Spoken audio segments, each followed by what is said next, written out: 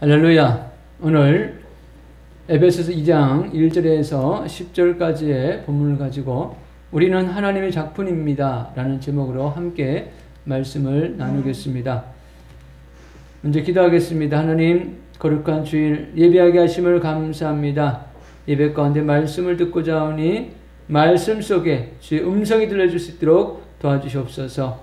부족한 종 말씀 전할 때에 성령이 온전하게 붙들어 주시옵소서. 감사함 예수님의 이름으로 기도드립니다. 아멘. 할렐루야. 오늘 예배하는 모든 분들 가운데 주님의 크신 은혜와 축복이 차고 넘치기를 축원드립니다. 오늘은 말씀을 시작하면서 약 3,400년 전에 이집트의 한 마을로 여러분을 초대해 드리려고 합니다. 자, 여기 이 사진을 한번 보시면 얼마 전에 이집트에서 발견된 한 마을입니다. 이거를 흔히 그 황금도시라고 합니다. 이집트의 가장 번영했던 시대에 있었던 그 도시라고 해서 황금도시라고 하는데 이것이 발견이 되었습니다. 여기 내용들 보면 이렇게 그 발굴된 유물의 일부인데요. 도자기들이죠. 이때 역사가 언제냐면 기원전 1391년 정도 된다고 합니다. 이때를 성경 역사를 보면 이스라엘 백성들이 애굽에서 나온 후 50년 후에 있었던 도시입니다. 성경학자들은 이스라엘 백성들이 애굽에서 나왔을 때를 대략적으로 기원전 1446년으로 봅니다. 그러니까 이 유물들을 보면 고대 이스라엘 백성들이 애굽에 있을 때에 어떠한 삶을 살았는지 한번 생각해 볼 수 있다는 것이죠. 저는 이 기사를 보면서 출애굽 당시 이스라엘 백성들의 모습을 생각해 보고 또 하나는 이 마지막 시대에 하나님께서 이런 유물들을 발견케 하시는 특별한 이유가 있다는 생각을 해봤습니다. 그게 뭐냐면 이 성경 역사는 사실이라는 것이 점점 증명되어지고 또 살아계신 하나님이 진짜 이스라엘 백성들 가운데서 역사했다는 것을 한번 생각해 볼 수 있다는 거죠. 여러분, 성경은 사실적인 기록입니다. 하나님이 어떻게 이스라엘 백성들 가운데서 역사하셨는 것을 잘 보여준다는 거죠. 그리고 그 하나님은 오늘도 살아계시고 또 앞으로도 살아계심을 증명하실 것입니다. 우리가 살아계신 하나님을 믿으면서 꼭 기억해야 될 것이 있습니다. 그것은 우리가 하나님 앞에서 어떠한 존재인가라는 것입니다. 닐 앤더슨이 지은 내가 누구인지 이제 알았습니다 라는 책이 있습니다. 그 책에는 그리스도인이면서도 자신의 존재를 잘 확인하지 못하고 세상에서 마음이 좀 힘들게 살아가는 사람들 이야기가 많이 나와 있습니다. 그 중에 메리라는 한 여성이 나오는데 이 여성은 20대 초반으로서 잡지의 표지 모델이 될 만큼 미인이었다고 합니다. 그리고 12년이 걸릴 이 수업을 11년 만에 마치고 또 한 기독교의 장학생으로 기독교 대학에 장학생으로 들어갈 만큼 성적도 우수했다고 합니다. 그리고 그 부모의 가정도 좀 여유가 있어서 이 아이 졸업 선물로 좋은 승용차를 사줄 정도였다고 합니다. 그런데 이분이 닐 앤더슨을 찾아온 이유는 뭐냐면 겉모습은 그렇게 화려해 보이고 남들이 부러워할 만큼 예쁨에도 불구하고 자기는 늘 자기가 다른 사람들처럼 되고 싶은 마음이 있다는 거예요. 자기는 자신의 모습이 싫다라는 겁니다. 여러분, 의외로 이렇게 살아가는 사람들이 이 시대에 많이 있다라는 것이죠. 자기 자신을 부정하고 다른 사람들처럼 살고 싶어하는 사람들이 있습니다. 그러나 우리 그리스도인들은 꼭 기억해야 될 것은 뭐냐면 주님 앞에서 나의 존재가 어떠한가라는 것입니다. 오늘 우리가 읽은 성경 10절에 이렇게 말씀합니다. 우리는 그의 만드신 바라. 하나님께서 우리를 십자가의 사랑으로 새로운 피조물로 만드셨다는 겁니다. 오늘 우리가 읽은 성경은 우리가 예수 그리스도 안에서 새로운 피조물이 되기 전에 우리는 어떠한 존재였는가를 말씀해 주고 있습니다. 오늘 우리가 읽은 1절에 보면 그는 허물과 죄로 죽었던 너희를 살리셨도다라고 말씀합니다. 이 원어로 보면 살리셨다라는 말이 없어요. 그래서 공동 번역에 보면 여러분도 전에는 죄와 잘못을 저질러서 죽었던 사람들입니다. 자, 전에는 죽었던 사람들입니다 라는 뜻은 뭡니까? 지금은 살아있다는 뜻이죠.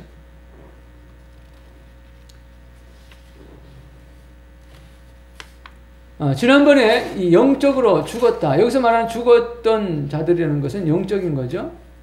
이 영적으로 죽었다라는 뜻이 무엇인가를 말씀을 드렸습니다. 육신이 생명이 살아있느냐 없느냐의 기준은 뭐냐면 그 심장이 뛰고 있느냐 뛰고 있지 않느냐는 것이죠. 심장이 뛰지 않으면 모든 신체 기관의 기능이 멈춰 버립니다. 그래서 심장이 뛰고 있느냐 뛰고 있지 않느냐를 확인하는 거죠. 영적으로 그 사람이 살아있느냐 또 죽었느냐의 기준이 뭡니까? 그것은 하나님을 향한 마음이 있느냐는 것이죠. 그런데 세상의 모든 인간은 죄와 허물로 인해서 하나님을 향한 마음이 사라졌습니다. 그래서 삶의 기준이 하나님이 아니라 내가 되는 겁니다. 왜? 내 마음에 하나님이 없기 때문에. 그래서 하나님이 없는 사람, 하나님을 향한 마음이 없는 사람, 이 사람은 영적으로 죽어 있다라고 말하는 것입니다. 영적으로 죽어 있는 사람들의 특징이 어떤지 2절, 3절에 잘 말씀해 주고 있습니다. 같이 한번 읽어볼까요? 자, 그때에 여러분은 허물과 죄 가운데서 이 세상의 풍조를 따랐으니 곧 지금 불순종 아들들 가운데서 역사하는 영이라. 전에는 우리도 다 그 가운데서 우리 육체의 욕심을 따라 지내며 육체와 마음에 원하는 것을 하여 다른 이들과 같이 본질상 진노의 자녀였더니. 영적으로 죽어있는 사람의 특징을 뭐라고 표현합니까? 세상 풍조를 따른다고 되어 있습니다. 세상 풍조는 다른 말로 말하면 하나님을 대적하는 모든 문화와 유행을 말합니다. 그런데 성경을 보면 이 세상 풍조를 만들어내는 존재에 대해서 이렇게 말씀합니다. 공중 권세를 잡은 자, 곧 불순종의 자식들 가운데서 작용하는 영이다. 여러분, 이걸 쉽게 좀 표현하면 보세요. 어떤 영이 있어요. 이 영이 어떤 사람에게 영향을 미쳐요. 그러면 그 영향을 받은 영이 사람이 어떤 작품이나 어떤 걸 만들어내요.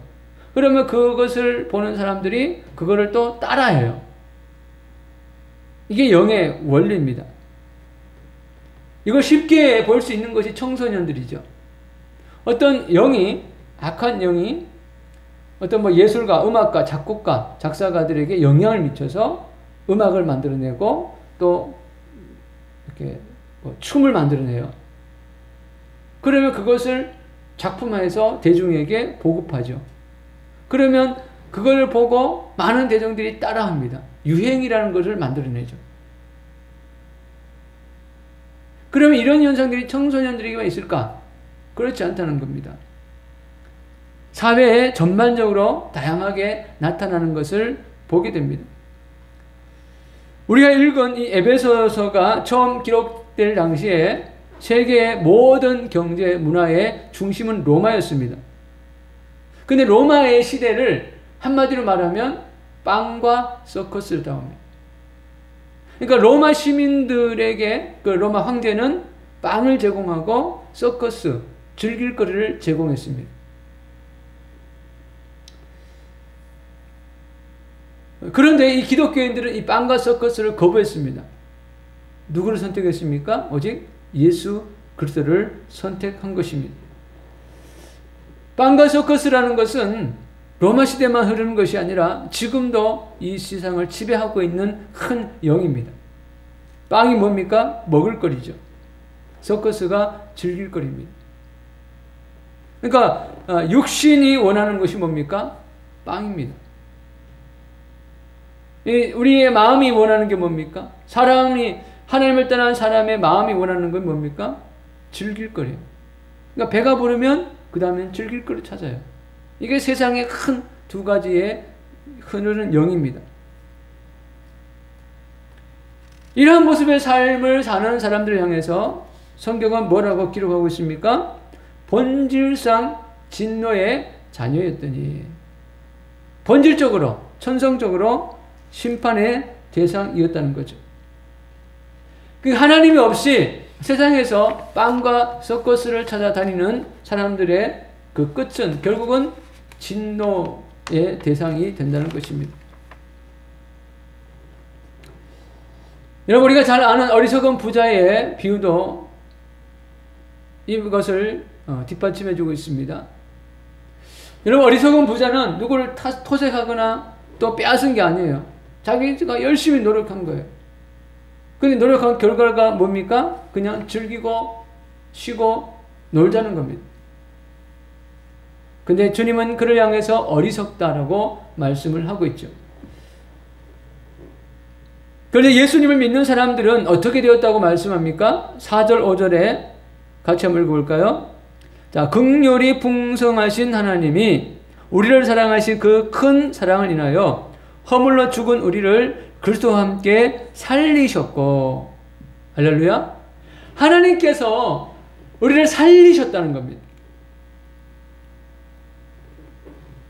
우리를 살렸을 때 하나님의 마음이 어땠을까요? 사랑이 풍성했다는 겁니다. 여러분, 저 이해가 안 되는 말이죠. 허물과 죄로 죽었으면 그냥 심판의 길로 던져야 되는데 살리셨다는 겁니다. 그것도 사랑하는 마음으로 살리셨다는 겁니다. 왜 그러셨을까? 하나님의 은혜라는 것 외에는 설명할 길이 없습니다. 그 큰 사랑을 인하여 우리를 선택하시고 살리셨던 그 이유는 나에게 있는 것이 아니라 하나님께 있다는 거죠. 예수님을 믿는 사람들이 믿지 않는 사람들보다 조금 도덕적으로 윤리적으로 뛰어나서 그러느냐? 그렇지 않습니다. 예수님을 믿는 사람들 중에 어떤 사람은 정말 세상에서 극악무도한 죄를 지어서 사형수로 살던 사람이 예수 믿는 사람도 있습니다.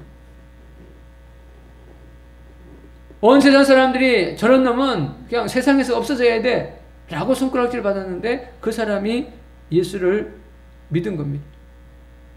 예수님께서 십자가에 돌아가실 때에 양쪽에 강도가 둘이 있었죠.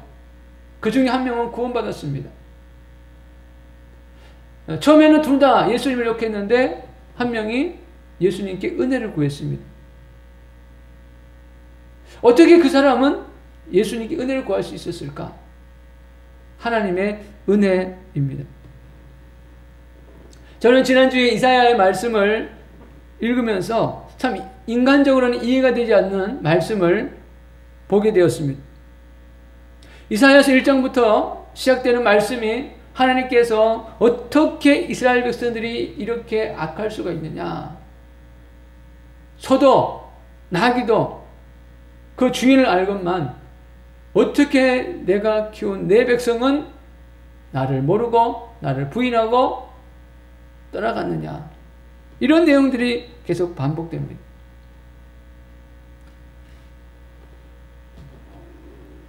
이스라엘 백성들은 결국 하나님의 심판을 받아서 바벨론으로 포로로 잡혀가게 됩니다. 그런데 이사야서 40장에 보면 이렇게 말씀이 됩니다. 너희의 하나님이 이르시되 너희는 위로하라, 내 백성을 위로하라. 인간적으로 생각하면 너희는 위로하라가 아니라 너희는 저주하라, 저주하라, 내 백성을 저주하라, 이렇게 해야 이 앞뒤가 맞아요. 왜? 그렇게 속을 썩였으니까. 근데 속을 썩이고 심판을 받은 백성들을 향해서 위로하라고 말씀을 하고 있습니다.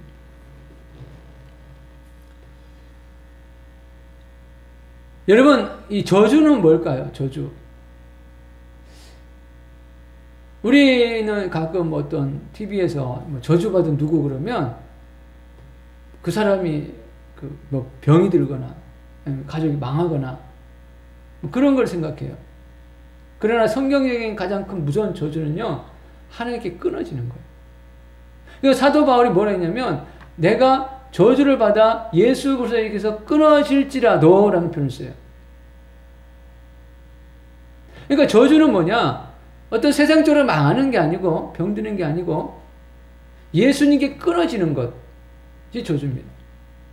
그러니까 우리가 죄를 지었을 때에 그 죄로 인해서 얻어지는 결과가 갑자기 망하고 병들고 이게 아니고 기도가 막혀버리는 거예요. 이게 무서운 겁니다. 말씀을 읽는데 말씀의 은혜가 안 되는 거예요. 이게 무서운 겁니다.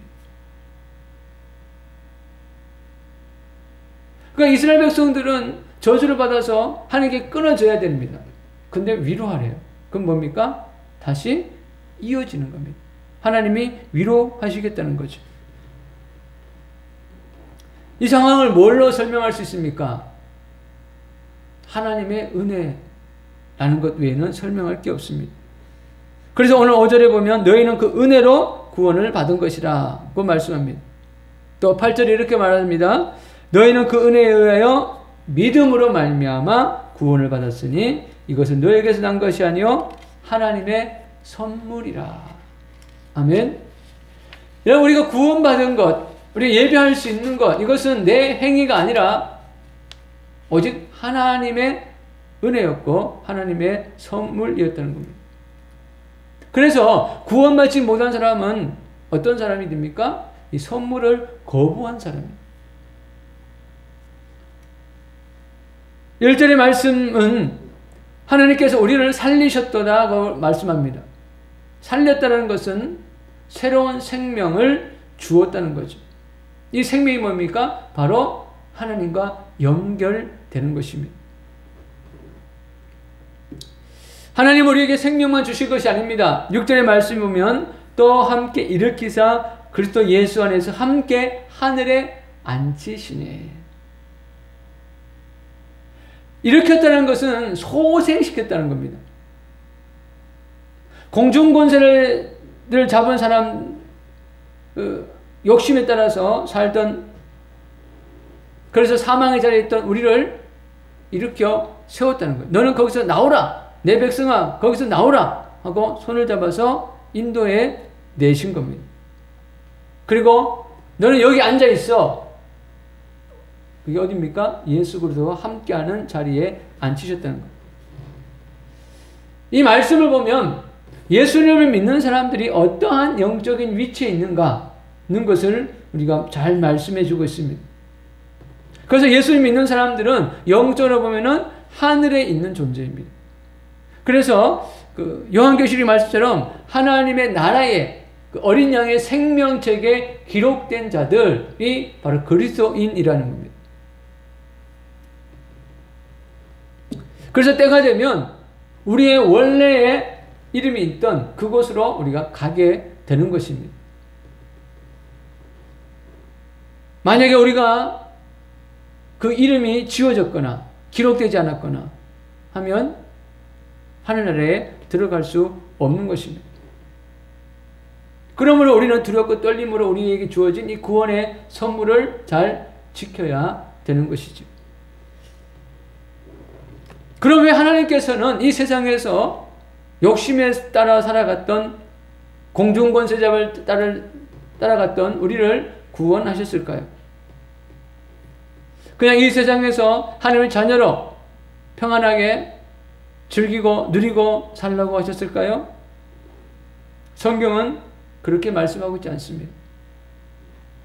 자, 10절의 말씀 보면 우리는 그가 만드신 바라 그리스도 예수 안에서 선한 일을 위하여 지으심을 받은 자니.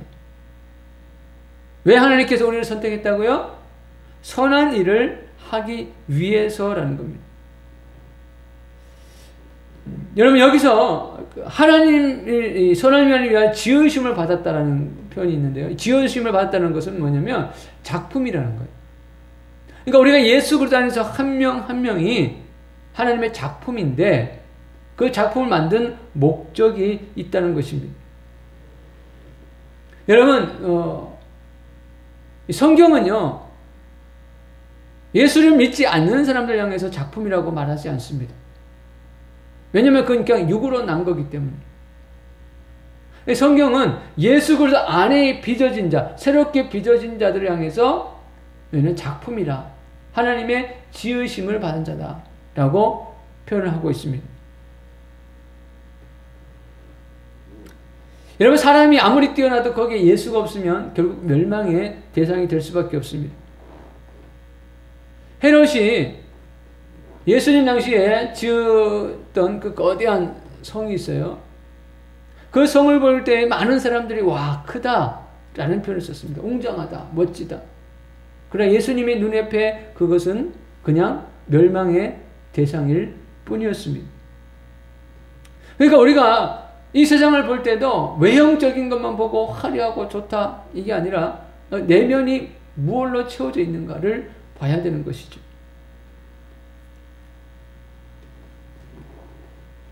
여러분, 우리를 볼 때도 마찬가지입니다. 우리 자신의 외모가 어떠냐가 중요한 게 아니라 이 내면이 무엇으로 채워져 있느냐가 중요합니다. 그러니까 우리 안에 예수 그리스도가 있으면 하나님 보실 때에 새로운 피조물, 존귀한 자가 되는 것입니다. 그럼 왜 이렇게 하나님은 우리를 새로운 피조물로 만드셨을까? 작품으로 만드셨을까? 세 가지 이유가 있습니다.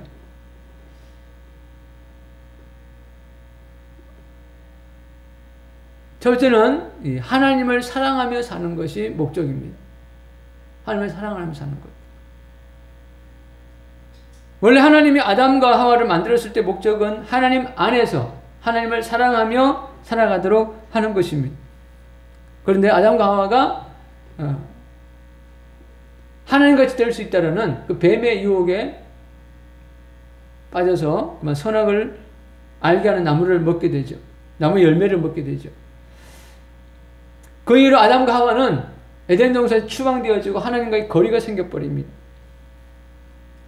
그래서 이 아담과 하와 이후로 태어난 모든 사람들은 하나님과의 거리가 있는 상태에서 태어나게 됩니다. 그래서 하나님을 사랑할 수가 없죠. 그래서 본능적으로 하나님을 두려워합니다. 하나님을 사랑으로 느끼는 게 아니고 두려워한다는 거죠. 사람들은 무의식 속에 하나님이라는 존재가 있습니다. 그래서 이렇게 힘들 때 아이쿠 하나님 이런 얘기 하잖아요. 그러나 본질적으로요, 거듭나지 않는 사람은 하나님을 사랑할 수 없습니다.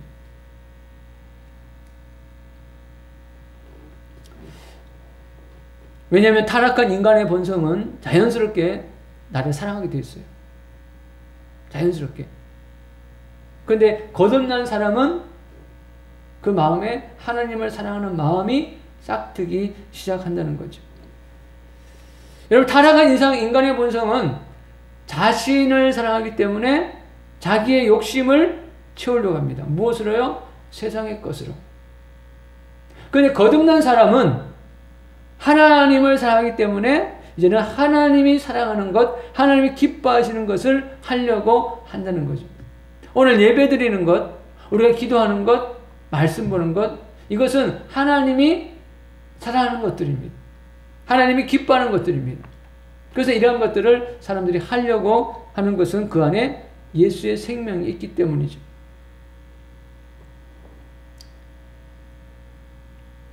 세상 사람들, 예수가 없는 사람들은 세상의 것을 채우려고 합니다.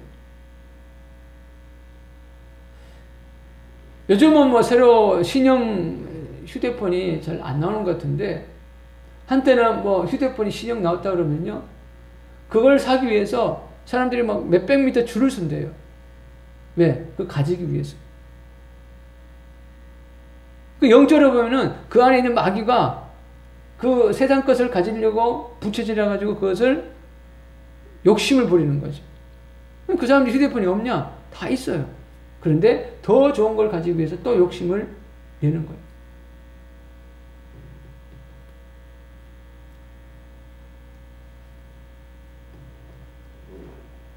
그러나 하나님의 은혜로 거듭난 사람은 하늘의 것을 채우려고 합니다.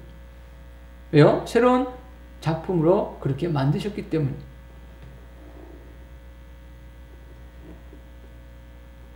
두 번째, 하나님 만드신 작품의 목적은 이 거룩한 삶을 사는 것입니다. 자, 하나님을 떠난 인간의 상태를 타락했다 그래요. 타락이 뭐라 그랬죠? 떨어질 타, 떨어질 락. 그럼 뭐에서부터 떨어졌느냐? 하나님으로부터 떨어진 상태. 이것이 바로 인간의 상태입니다.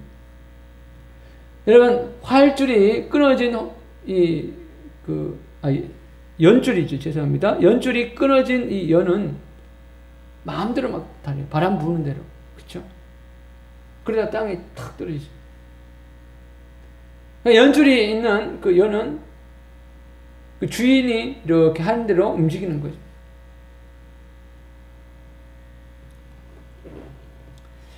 그래서 하나님께 떨어질 타, 떨어질 락. 이 떨어진 이 인간은 세상의 풍조에 따릅니다. 그 육체와 마음이 원하는 것을 따라 살아갑니다. 그리고 인간이 육체와 마음을 하면 할수록 더러워집니다. 보세요. 어떤 사람이 뭐 좋은 옷이 있어요.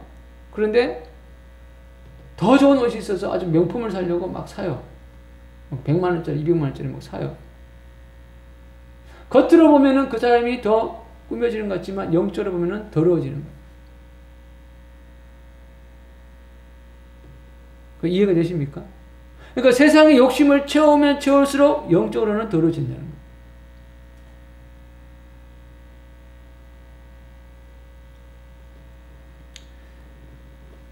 그러나 하나님 앞에서 새로운 작품으로 만들어진 사람은 예수님의 보혈로 깨끗하게 씻어집니다. 그리고 거룩하게 살라고 말씀합니다.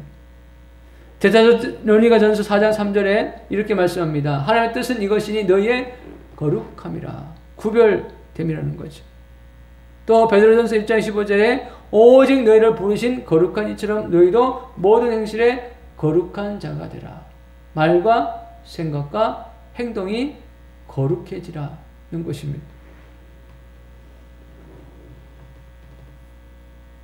여러분, 이 시대는 점점 폐역해집니다. 말도 생각도 가치관도 점점 더러워지는 것을 보게 됩니다. 여러분, 인간이 그동안 쌓아놨던 이 지식들 또 도덕과 윤리들을 보면 세상은 점점점 깨끗해질 것 같은데 이상에 점점점 더러워지고 이상해지고 있습니다. 앞으로 이런 현상은 분명히 더 가속화될 겁니다. 왜냐하면 그 뒤에 악한 영이 그것을 조종하고 있기 때문입니다. 이러한 시대에 살아가는 거듭난 그리스도인들은 무엇을 추구해야 될까요? 거룩함입니다. 그러면 이 거룩함을 어떻게 유지할 수 있을까? 바로 성령의 기름 부음을 받는 겁니다. 며칠 전에 심한 녹이 있는 어떤 걸 좀 제거하려고 녹 제거제와 그 제거한 다음에 그거를 칠할 수 있는 이 페인트 락카를 샀어요. 그래서 이게 제가 뭐 이렇게 통장 일하고 할 때 쓰던 그 손수레가 있어요. 그 어머니 유품으로 남겨진 건데 녹이 많이 슬었어. 그래서 그걸 이렇게 녹을 제거하고 또 녹이 좀 심하게 쓴 데는 기름칠을 좀 했어요. 그 다음에 이제 락카를 뿌렸죠. 그리고 하루가 지난 다음에 좀 이상한 걸 발견했어요. 뭐냐면 이제 락카가 칠해지는 그 부분에 있어서 제가 먼저 기름을 칠한 데는요, 이 락카가 떠버려요. 그렇지 않은 데는 탁 붙어가지고 이렇게 안 벗겨져요. 착 붙어가지고 쇠, 이 락카가. 근데 기름을 중간에 칠해놓은 데는 락카가 안 붙어요. 떠버려. 그래서 이렇게 손으로 닦으면 닦아져 버려요. 제가 그걸 보면서 영적으로도 이와 같겠다. 우리가 세상에 살다 보면 악하고 더럽고 추한 것들을 많이 보게 되고 듣게 되고 할 때 있잖아요. 그럼 먼저 성령의 기름 부음이 있는 마음은 이런 것들이 왔다가도 금방 회개하면 떨어지는 거예요. 회개하면. 그런데 성령의 기름 부음이 없어요. 그러면 이런 것이 죄가 와서 붙어버려요. 착색이 되는 거죠. 그래서 마음이 더러워져요. 회개를 해도 잘 되지도 않아. 이게 힘들다는 거예요. 벗겨내는 게. 그러면 어떻게 우리가 성령의 기름을 불어왔느냐? 하루를 시작하기 전에 먼저 말씀과 기도로 시작하죠. 그래서 말씀과 기도로 먼저 기름칠을 해놓는 거예요. 온몸에. 그리고 세상을 살다가 죄가 붙으면 빨리 회개해가지고 털어내는 거예요. 이게 영적인 원리입니다. 여러분, 우리가 세상을 살다 보면 육신의 정욕, 안목의 정욕, 이성의 자랑이 붙습니다. 마음에 붙으려고 그래요. 그렇죠? 근데 영적인 기름이 붙어 있으면, 발라 있으면 이게 떨어지는 거예요. 쉽게. 그 회개가 되는 거죠. 근데 영적인 기름 부음이 없으면 이게 붙어가지고 이것이 나를 끌어가요. 그러면 더러워지는 거예요. 여러분, 하나님이 우리를 만드신 작품의 목적이 바로 거룩함입니다. 이해가 되십니까? 세 번째 목적은 영혼을 살리는 삶을 사는 겁니다. 세상에서 하나님이 가장 기뻐하는 것, 이것이 영혼을 살리는 것입니다. 예수님이 땅에 오신 목적도 전도하기 위함이다. 영혼을 구원하기 위함이다. 라고 말씀했습니다. 전도라는 것은 꼭 전도지를 들고 나가서 전도하는 것도 있지만 삶 속에서 만나는 사람들에게 예수님을 전하는 거죠. 안타까운 것은 요즘은 정말 전도하기가 힘들어지는 때입니다. 과거보다 또 훨씬 더 많은 용기와 지혜와 능력이 필요합니다. 그럼에도 우리가 분명히 기억해야 될 것은 하나님이 찾으시는 영혼이 있다는 것이죠.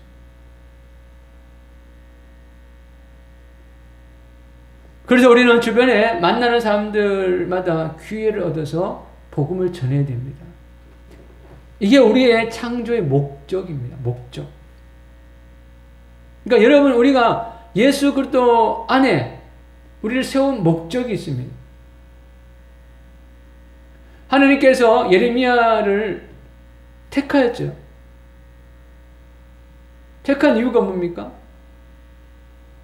그 예레미야를 통해서 하나님의 메시지를 전하게 하기 위함이라는